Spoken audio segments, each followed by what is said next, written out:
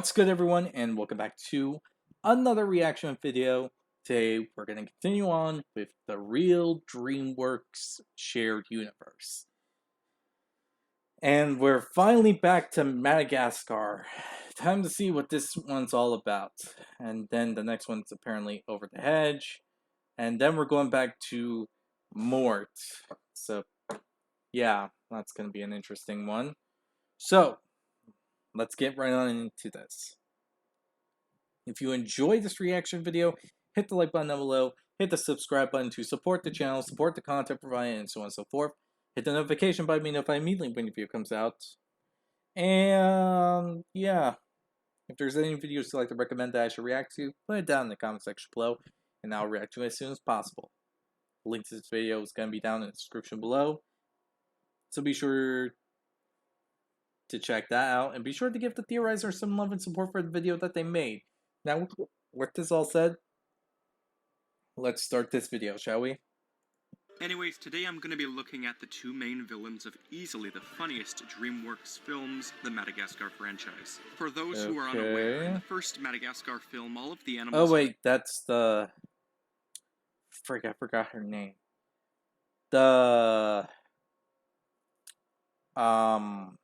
animal hunter woman from Madagascar 3, and the old lady that we usually see from Madagascar's 1 and 2.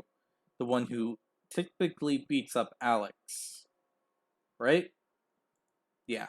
Escaped the zoo, and they've arrived at Grand Central Station, where all of the humans are running wild in terror. All except an old lady, that is, who is just walking slowly and casually until she suddenly lashes out insanely and viciously attacks Alex the lion with karate?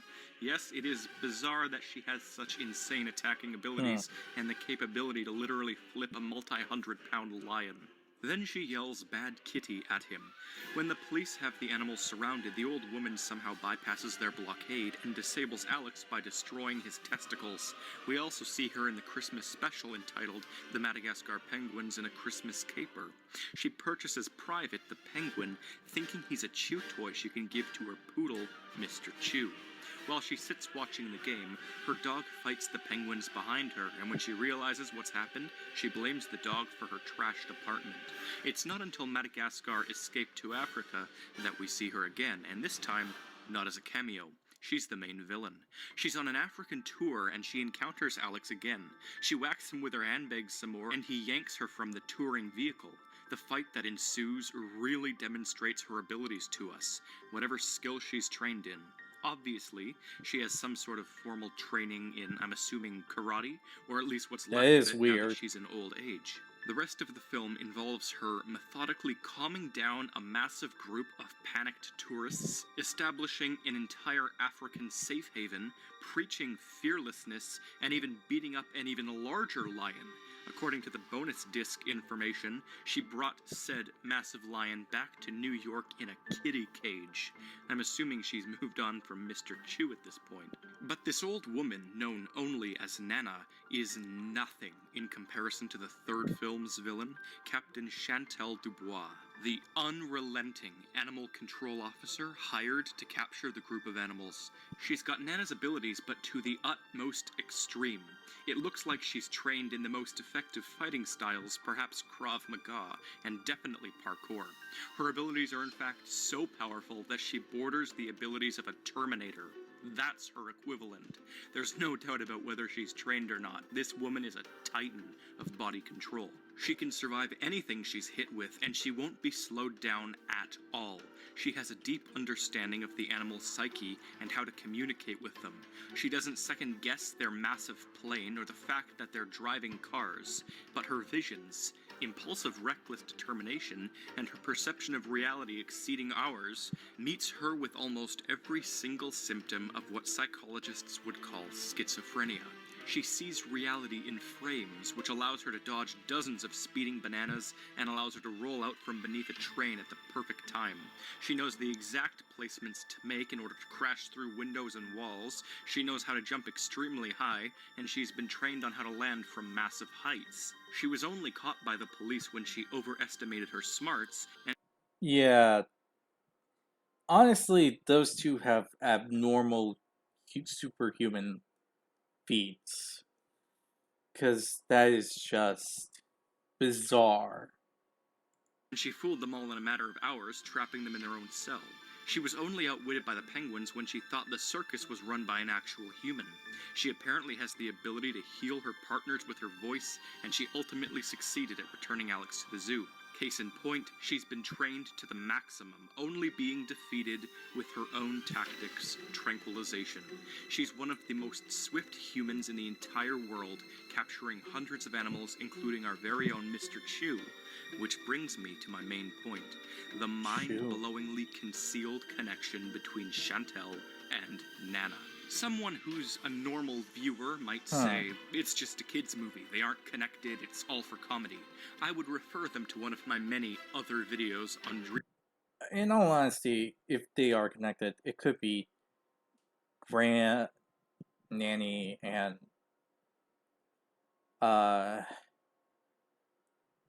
Grand frick.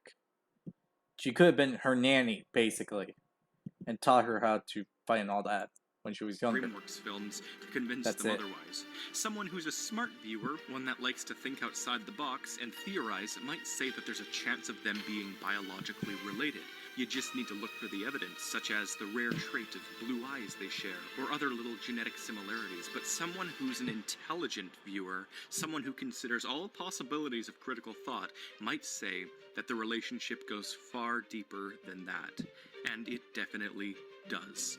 First off, Captain Dubois is obviously schizophrenic. She sees hallucinations of animal musk, she has clear delusions of being an unstoppable goddess of animal entrapment, she has rapidly changing moods when she's in her mode, although she has a great lack of emotion overall.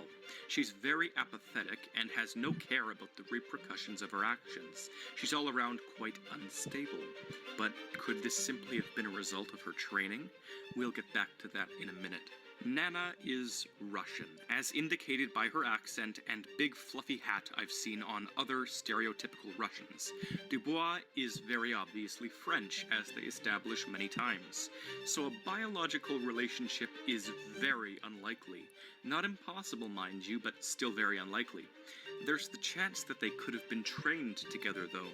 Nana has clearly got less abilities than Dubois, but that's just because of her very old age. They have the same methods of attack, except Nana's elderliness reduces her to simple flipping, kicking, and punching. In Madagascar 2, the tour guide approaches Nana after she's been brutally attacked, and she's totally fine. He tells her she's one tough cookie. Nana promptly says, true. Brownies, Troop 416, Yonkers. Brownies are a subdivision of Girl Scouts for those unaware. So she was a Girl Scout when she was younger, about age 7 to 10 if she was a brownie. And Girl Scouts are a worldwide thing, so it could have been in Russia, though it's very improbable based on the context. Besides, she says Yonkers, and Yonkers is a city in New York State. It's very close to New York City. But here's where we encounter a problem with the plot, and on this channel, plot holes don't exist. Whenever I find one, I exploit it, because they're great canonical evidence for a theory. The plot hole is this.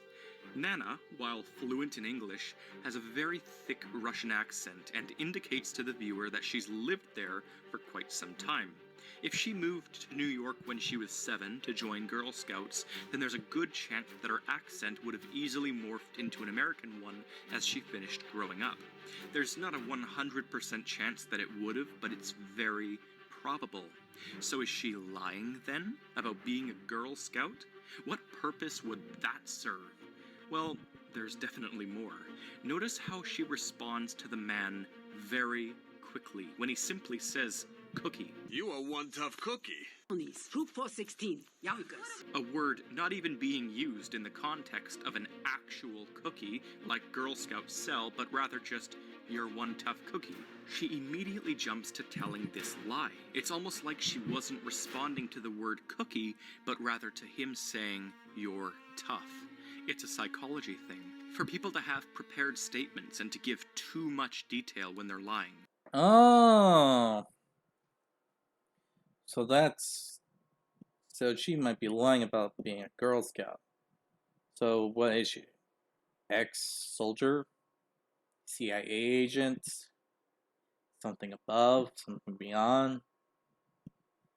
I don't know. Maybe a cult.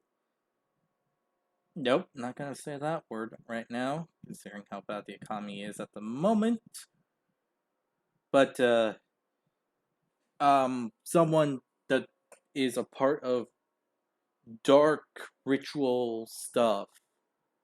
Yes, I'm sorry. I'm just trying to make sure that I don't say something that can get me banned here, because things are tense enough as it is, and just saying whatever uh contradictory word is not going to really help my case here.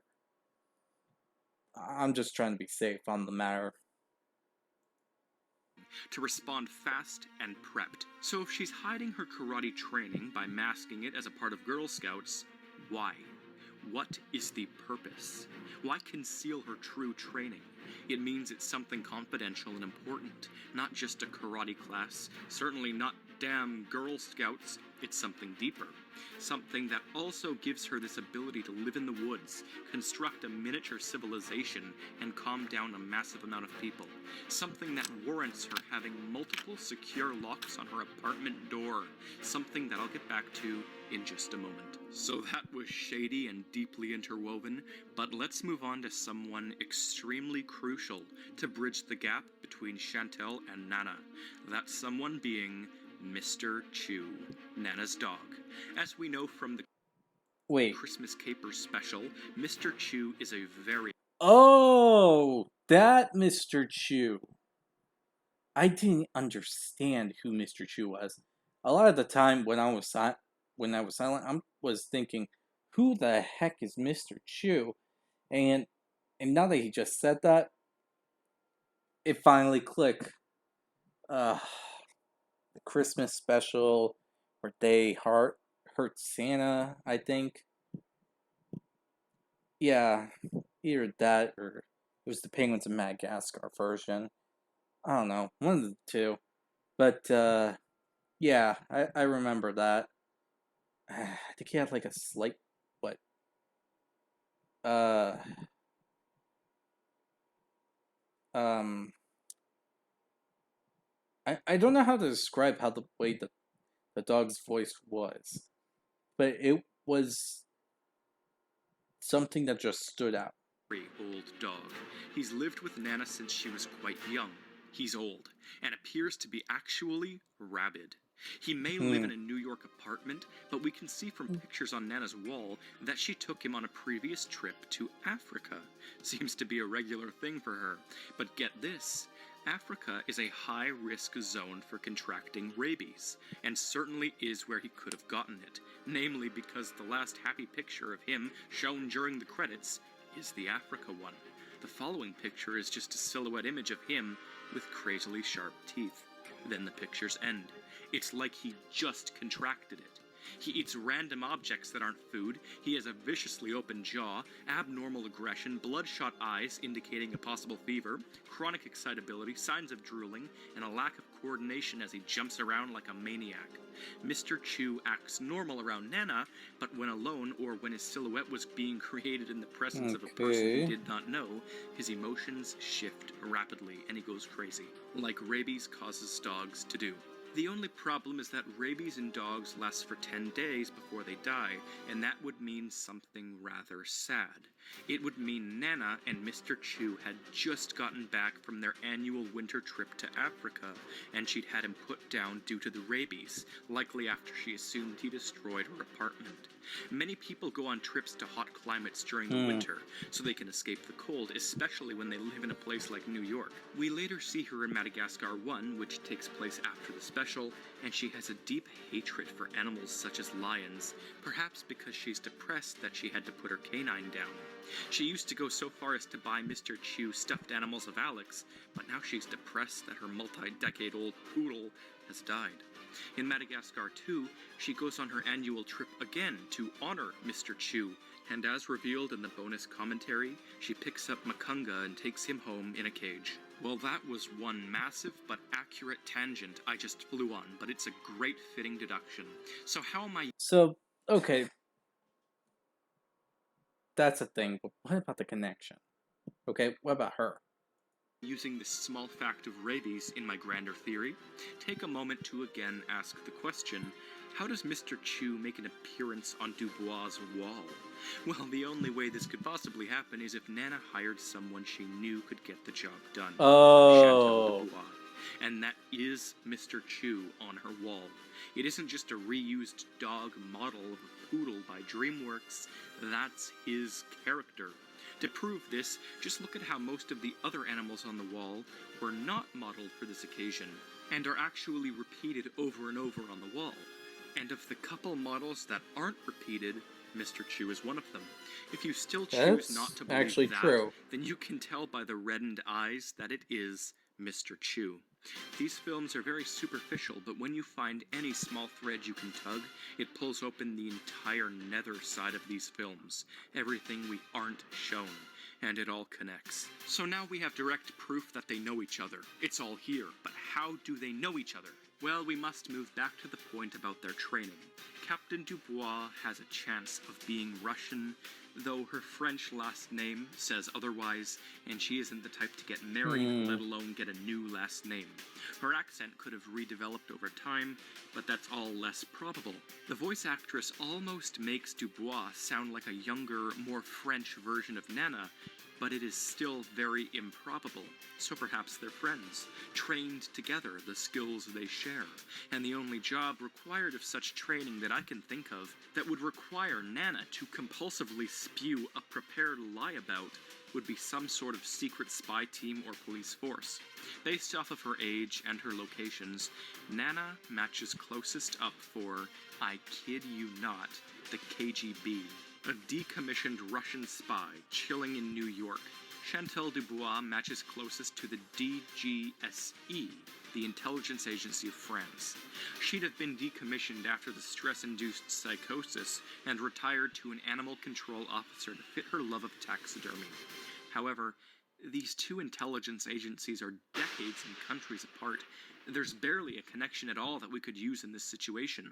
Nana would have been trained before Dubois was conceived, and all of this proves one thing, that despite everything I've been saying, there is still one possible biological connection, and that is Dubois being Nana's niece. Dubois' French last name wouldn't need to be given from marriage so long as her father was French, but Dubois' mother could very well have been Russian, an agent too, Nana's sister, and that training could have rubbed off onto Dubois. It's the Okay. only way, genetically, logically, and what is received when these evidence threads are connected. Chantal Dubois' mother is the sister of Nana. From a young age, Dubois showed a keenness for animal abuse, as we know from her little speech at the beginning. Such parents logically would have had her distracted with something else. Parkour? Krav Maga?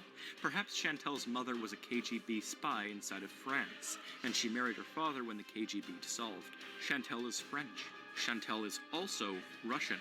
The films make sense, and as crazy as this theory sounds, you cannot deny the evidence shown. Whether it be the mega lock on Nana's door,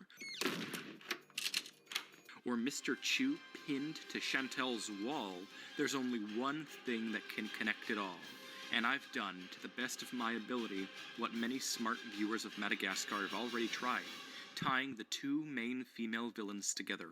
I hope you were enthralled, or in the very least, entertained. Until next time, I'm the Theorizer. It was an interesting thing. That's all I can really say about the matter. Though, it is a bit of a strange thing, I will admit. But I'm not going to complain too much. It does make sense with those kind of connections. It honestly makes me wonder, what is their maximum limit? Because we saw what they could do. But it makes me wonder, what is their maximum limit? Like, what can they do?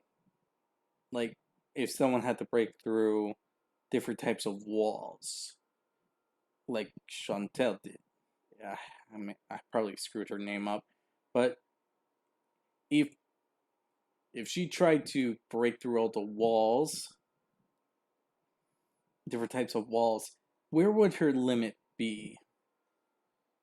Like, type of material or something else? That is an interesting one. Now I can't get that thought in my head. Anyway, I hope you all enjoyed this video. If you did, hit the like button down below, hit the subscribe button to support the channel, support the content provided, and so on and so forth. Hit the notification button to be notified immediately when the video comes out. And with this all said, I'll see y'all next time. Now I'm really interested in that.